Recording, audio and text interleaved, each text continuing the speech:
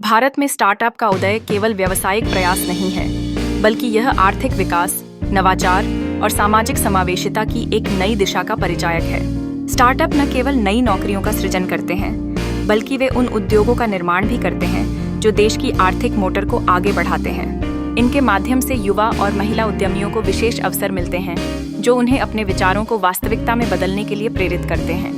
नवाचार की दृष्टि से स्टार्टअप नए उत्पादों, सेवाओं और तकनीकों को लाते हैं जो भारत के प्रतिस्पर्धात्मकता को बढ़ाते हैं। जब युवा सचेत होकर समस्या समाधान की दिशा में कदम बढ़ाते हैं, तो यह नई संभावनाओं के द्वार खोलता है। उद्यमिता की यह संस्कृति न केवल व्यापार में वृद्धि करती है, बल्कि लोगों को अपने विचारों की झाड़ती करने के लिए प्रोत्साहित भी करती है। उनके योगदान से देश के आर्थिक ढांचे में विविधता आती है और यही समावेशी विकास की नींव बनता है। हालांकि इस इकोसिस्टम के आगे कुछ महत्वपूर्ण बाधाएं भी हैं। शिक्षा नीतियों और अनुसंधान के लिए बजटीय कटौती स्टार्टअप की वृद्धि के लिए एक चुनौती बनकर उभरती है। अनुसंधान एवं विकास के लिए फंड की कमी से नवाचार की गति प्रभावित होती है, जिससे स्टार्टअप अपने विचारों को कसौटी पर नहीं रख पाते।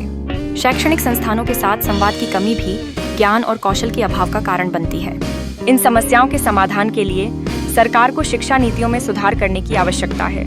नए नियम और विनियमों को स्थापित करना और सरल बनाना स्टार्टअप के लिए अनुकूल वातावरण निर्माण करेगा।